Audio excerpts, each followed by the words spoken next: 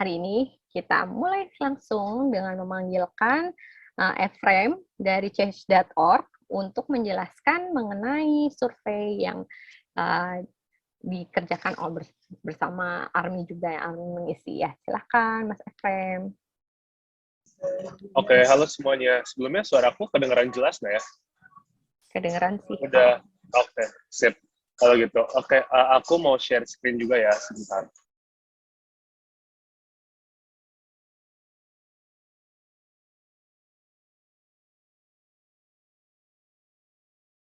Oke, wait, sebentar ya.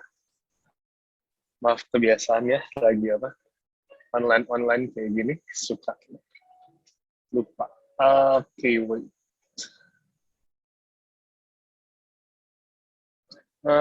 Sebentar.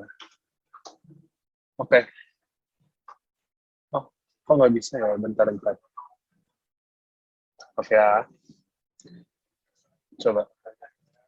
Udah muncul ya berarti ya? Sekarang ya? Sudah muncul. Oke, sip. Thank you semuanya. Thank you juga Dita Sarang udah ngundang aku. Perkenalkan, hari ini aku bakal mau membahas tentang People's COVID-19 Movement, atau juga yang terkait juga dengan apa yang kemarin survei udah kita lakukan bareng-bareng juga gitu.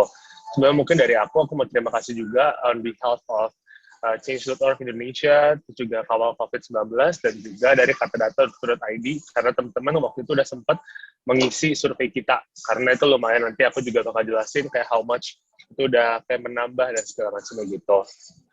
Mungkin sebelumnya mau perkenalan dulu, akun Ephraim di Change.org Indonesia itu sebagai campaigner, jadi di tugas aku tuh kayak memilih campaign-campaign yang teman-teman buat di platform change.org, kemudian nanti membantu makin banyak eskalasinya, makin besar makin tantangannya, banyak yang juga makin ada impact-nya lah gitu. Nah, kalau misalnya ngomongin tentang kayak COVID-19, movement dan juga vaksin, itu aku juga udah beberapa kali pegang kampanyenya, yaitu yang pertama ada tentang vaksin untuk semua, juga yang vaksin mandiri nggak adil, dan juga vaksin lansia segera. Dan juga tuh mungkin yang terakhir ya tentu aja yang hasil kita survei vaksinasi tersebut gitu.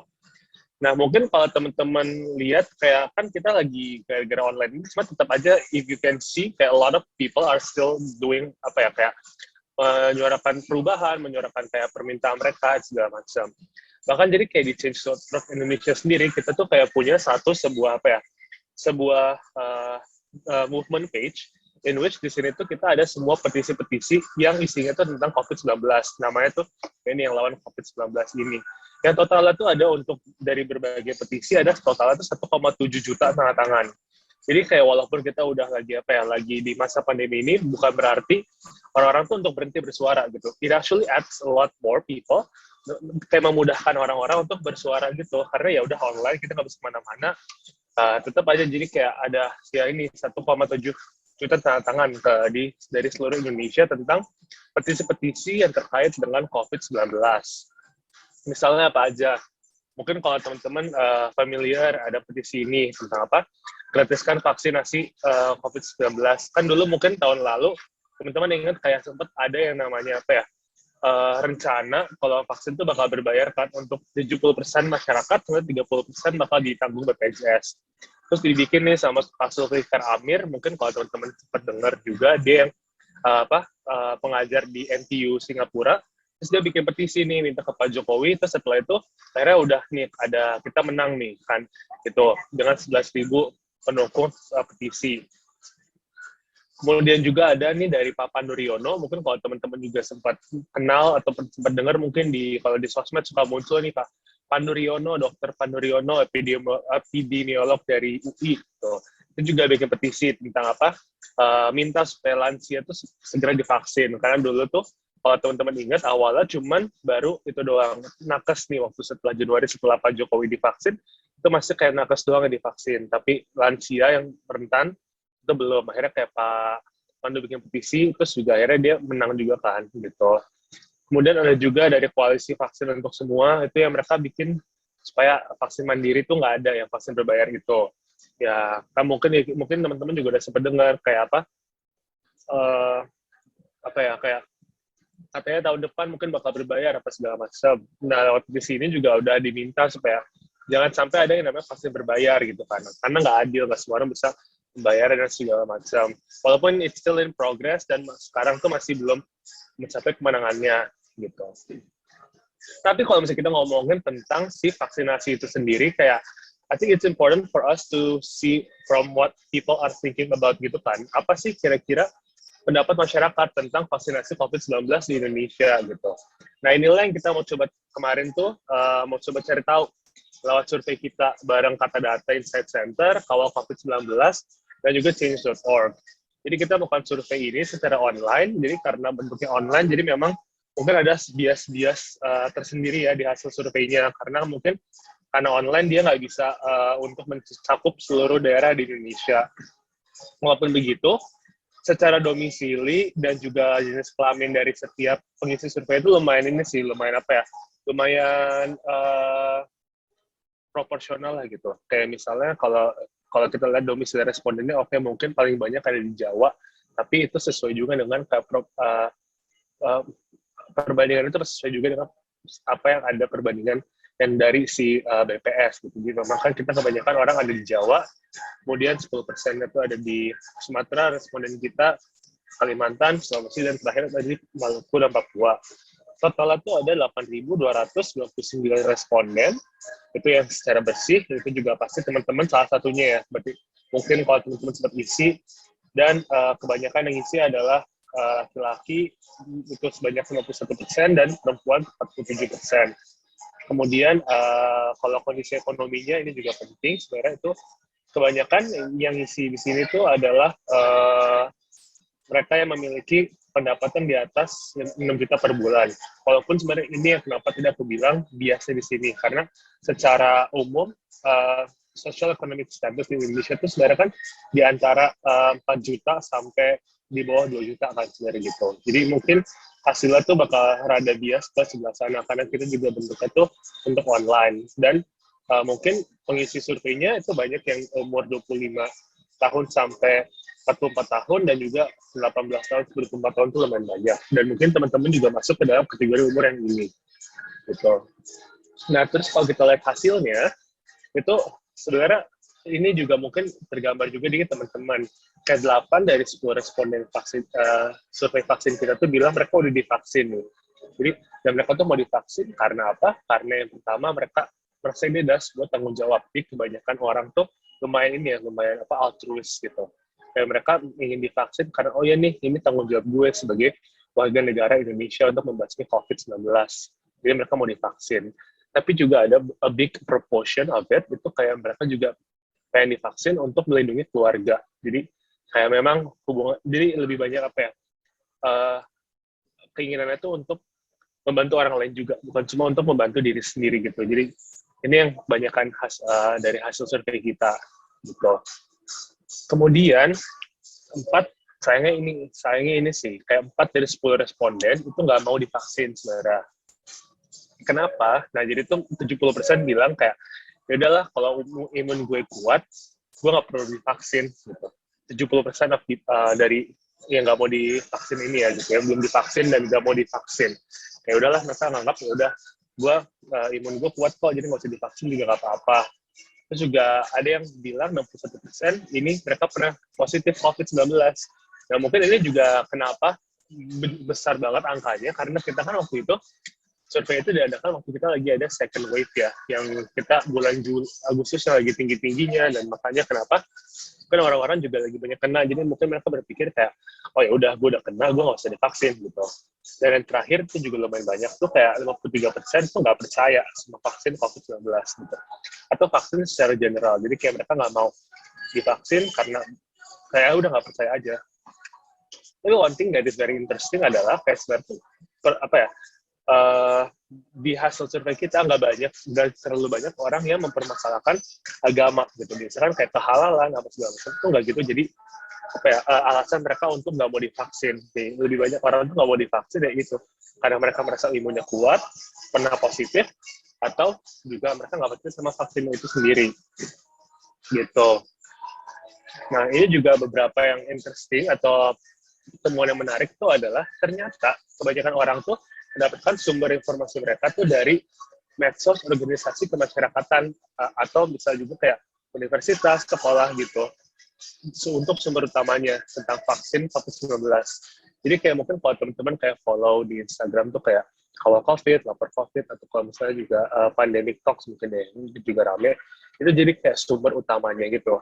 Tapi walaupun begitu, mereka tetap nih pengen supaya orang-orang tuh pengen dapat informasi dari tempat terdekat mereka. Ya misalnya RT RW. Mungkin kalau teman-teman juga yang di rumah tuh kayak kenapa ya kok gue di rumah mungkin kayak informasinya tuh bingung mau divaksin dekat rumah gitu. Nah makanya kenapa orang-orang tuh pengen banyak informasi dapat dari RT RW mereka. Itu ada 60% yang di responden vaksin gitu. Gitu. Kemudian juga yang menarik adalah tentang ini sih vaksinasi berbayar gitu. Mungkin ini yang tadi makanya kenapa ada petisinya juga ya. Jadi itu lumayan tergambarkan kayak memang masyarakat tuh menolak adanya vaksinasi berbayar ini. Masuk responden survei kita kayak 7 dari 10 responden itu nggak setuju. Cuma ada 2 yang setuju dan satu dari 10 responden tuh bilang nggak tahu sih. Dan ini juga sebenarnya temuan yang lumayan menarik tapi expected yang adalah makin muda itu makin nggak setuju sama adanya vaksinasi berbayar. Mungkin ya juga karena orang yang masih muda mungkin nggak punya uang sebanyak itu ya untuk tanda kutipnya dilakukan untuk spend untuk membayar vaksin gitu kan. Jadi mungkin mereka masih kalau 18 tahun sampai 24 tahun mungkin ada yang belum bekerja, masih nunggu orang tua, mungkin kayak uangnya dari uang apa? Nanti mungkin mikir kalau harus vaksin bayar sendiri, uangnya datang dari uang kos atau segala macam. Jadi kenapa orang-orang tuh nggak gitu? Terutama anak muda tuh nggak setuju dengan adanya vaksin berbayar gitu. Jadi secara umum tetaplah orang nggak setuju dan mereka tetap berharap vaksin itu gratis. Nah, terus yang terakhir mungkin yang juga ada yang menarik itu adalah 87 responden tuh ternyata puas nih sama proses vaksinasi mereka gitu.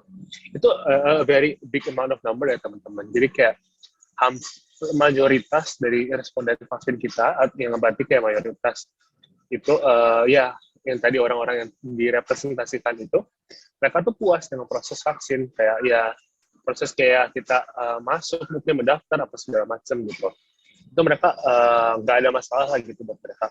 Ini mungkin kalau misalnya sekarang kita lihat kayak masalah di Peduli Lindungi atau segala macam itu atau sertifikat vaksin itu mungkin setelahnya ya, tapi secara proses mereka mendapatkan vaksinnya itu sendiri mereka tuh puas lumayan 87% orang bahkan gitu kan.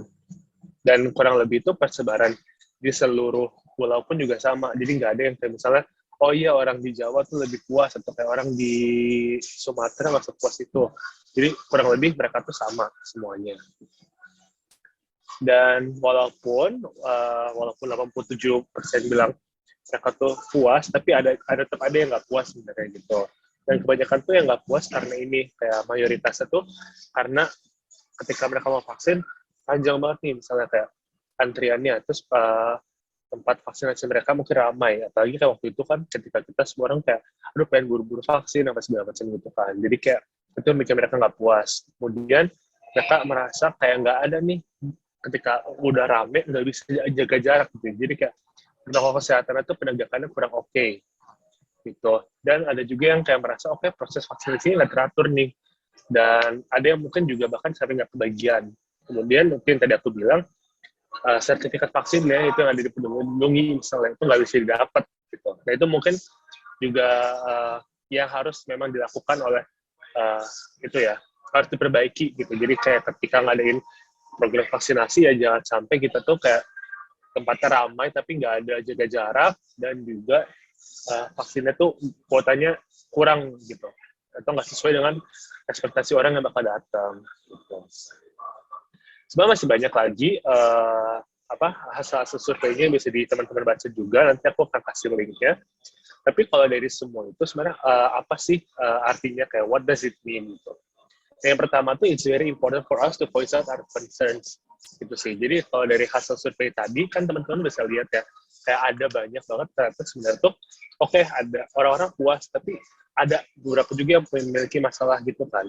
Jadi penting banget nih ketika teman-teman udah mengerti ada permasalahannya apa, apalagi udah dideteksi nih kayak tadi misalnya oke, mungkin kayak karena terlalu panjang atau segala macam, it is important for us to menyuarakan gitu kayak oke, ini kayaknya ada yang harus diubah deh, ini kayaknya harus ada adjustment sedikit gitu, karena ketika kita udah mau menyuarakan concern kita itu lebih apa ya, itu bisa ada chance untuk orang-orang juga yang tadinya nggak sadar jadi tahu sehingga mau membantu untuk mengubahnya.